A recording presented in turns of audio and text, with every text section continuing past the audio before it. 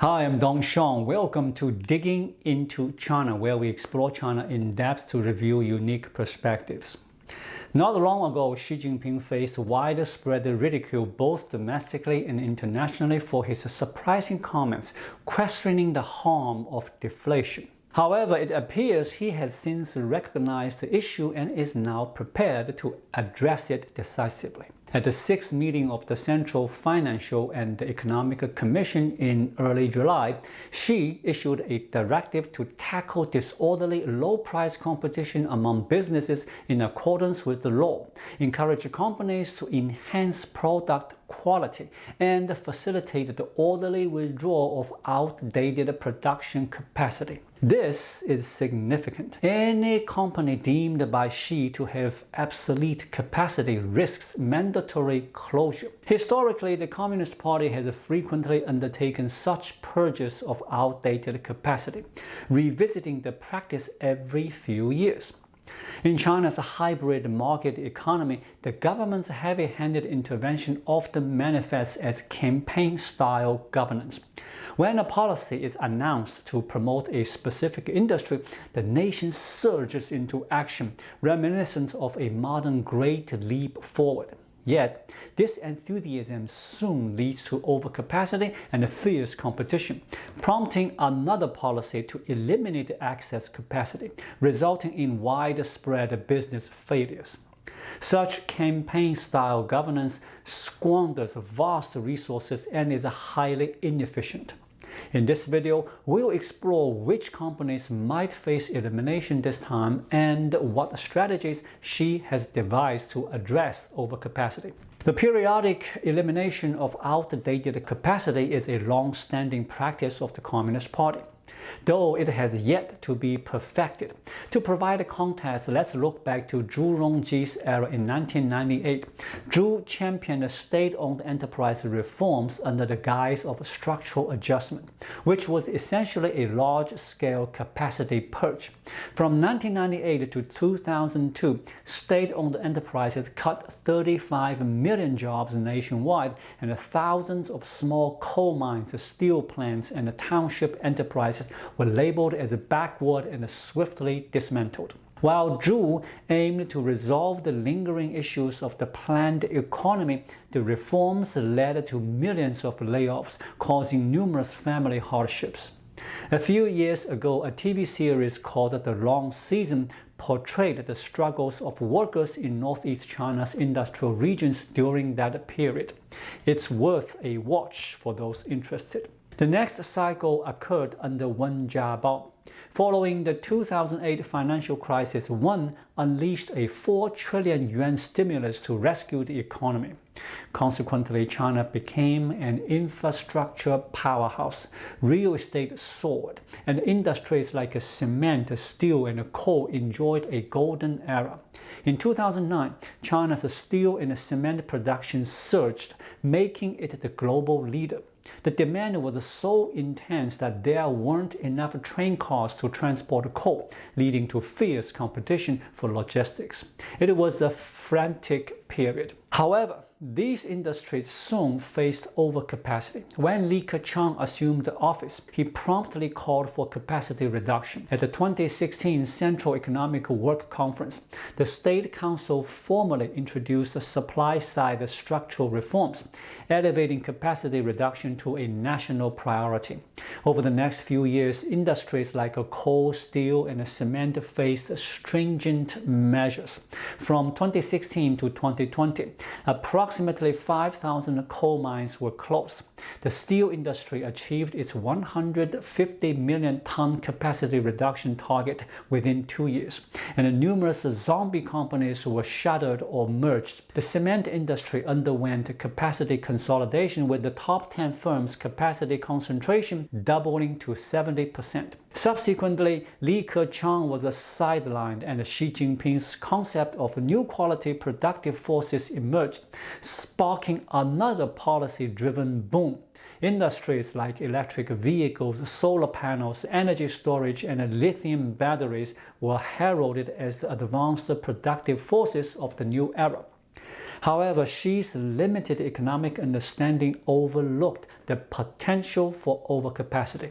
As a result, these industries, fueled by Xi's technology-driven policies, soon followed the familiar path to excess capacity.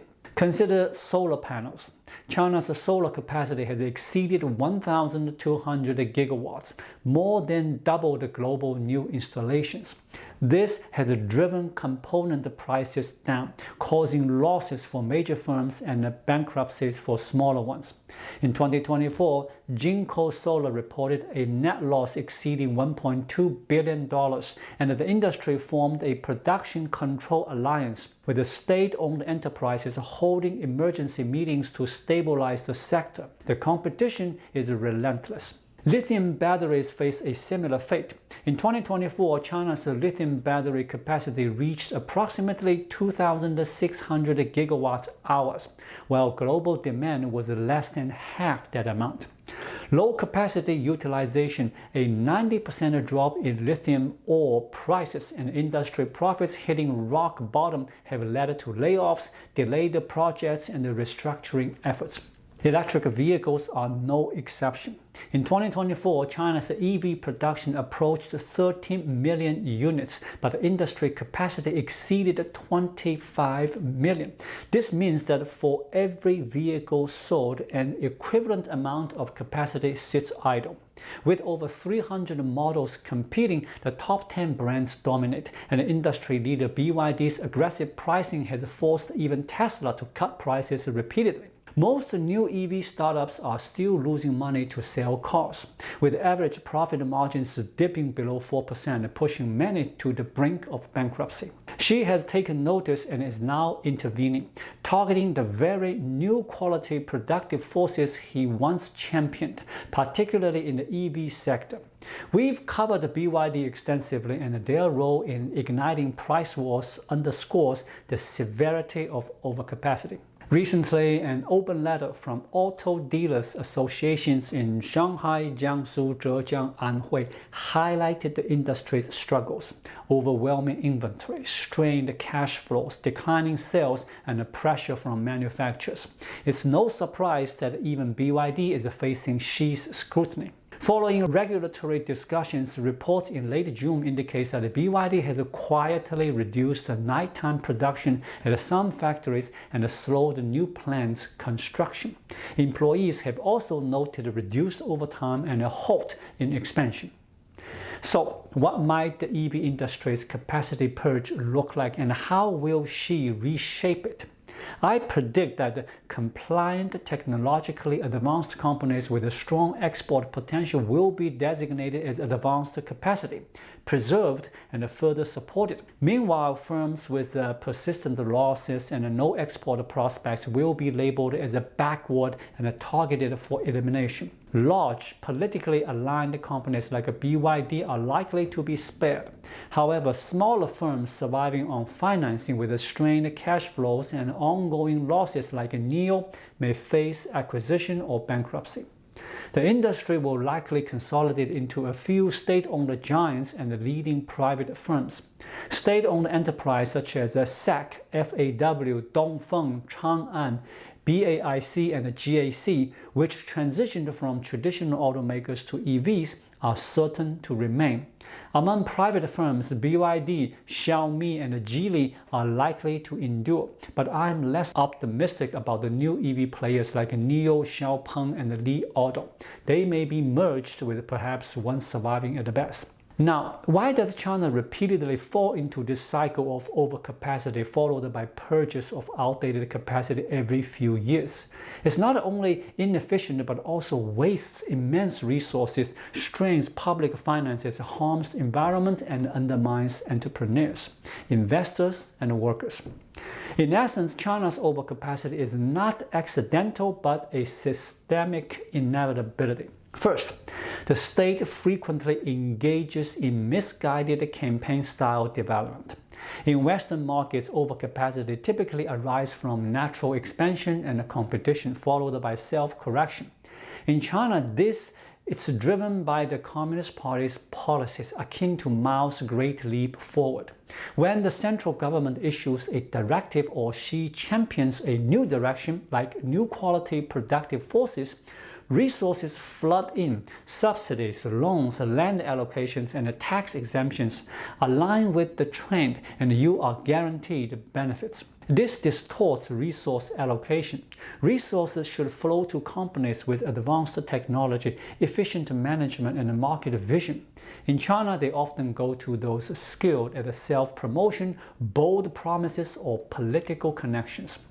During the EV boom, we saw numerous PPT car companies. Evergrande Auto, for instance, secured financing and subsidies without even producing a car frame. When the state controls resource allocation, inferior players often outmaneuver the competent.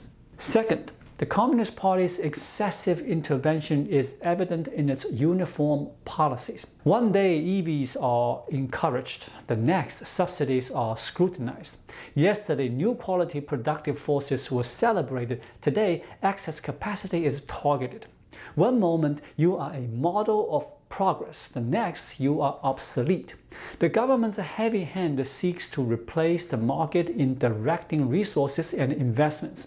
Yet, markets are complex systems, and no government, however powerful, can regulate them precisely with a meeting or directive.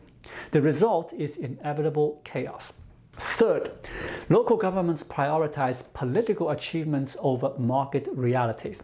Chinese officials are evaluated and promoted based on performance metrics, so they focus on boosting GDP at all costs. When a central policy signals a new trend, regions rush to launch projects. A single county might establish 2 EV industrial zones. Policy trends bring subsidies and loans, prime opportunities to inflate the GDP. Local government's performance-driven investment frenzy accelerates overcapacity. Fourth, China's weak rule of law and market mechanism exacerbate the issue. In a typical market economy, overcapacity is resolved through price signals, resource reallocation, and the survival of the fittest. Failing firms go bankrupt or merge, and the market clears itself. In China, this process is undermined because the market's role is minimum. A company's survival isn't determined by market forces, but by those in power. Many state-owned enterprises incur losses year after year, but are sustained by government funds. China's business exit mechanisms are ineffective, with a few firms exiting due to market-driven bankruptcy. Some viable companies are forcibly acquired if their technology attracts state-owned firms, while others are driven out by excessive fines when public coffers run low. Meanwhile, subpar companies with political backing thrive, as seen with the new clack acid test firms in a few years ago. This explains why China constantly emphasizes high-quality development but remains trapped in a cycle of inefficient expansion, disorderly competition, and capacity purges. At the present Financial and Economic Commission meeting, Xi proposed a unified national market to address deflation, a familiar approach. The market is the problem, yet Xi's solution is to impose more direction on it. To his credit, Xi has shown some progress. Initially unaware of deflation's implications, he now acknowledges the need to address it, marking a slight advancement in understanding. Though his approach remains rudimentary, Xi likely believes that deflation stems from stagnant prices, so reducing excess capacity will decrease supply and raise prices.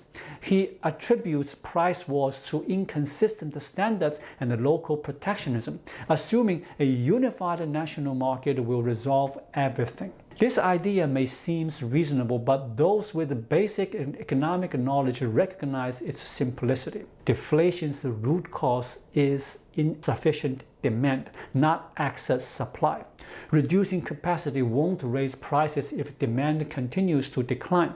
Price wars aren't solely due to inconsistent standards, but a lack of profit margins. Companies are fighting for survival in a cutthroat environment. Local protectionism persists because the performance evaluation system compels local governments to chase GDP relentlessly. Thus, a unified national market is unlikely to help. From steel to solar, cement to EVs, we have witnessed repeated cycles of booms turning to busts, with advanced capacity becoming obsolete. China's economy seems ensnared in a cycle. A policy triggers a rush, markets spiral, and the government intervenes to clean up. One bubble follows another, one crackdown after another. Superficially, it's about the shifting industries, but in reality, it's the same players in new guises. Are companies to blame for lacking ambition? No, the system leaves them little room to thrive. China's capacity cycles are less about economic patterns and more about the political momentum.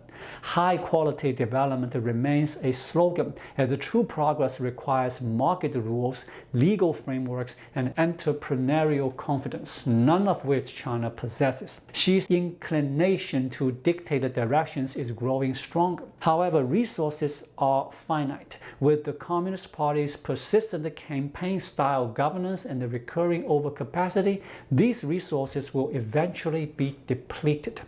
When that happens, the nation's prosperity may be exhausted, potentially signaling the end of an era. Thank you so much for watching. If you find this video helpful, please like it, drop a comment below, and hit the subscribe button right here. It really helps YouTube suggest my video to others. I'll be back with more content soon. Until then, be well.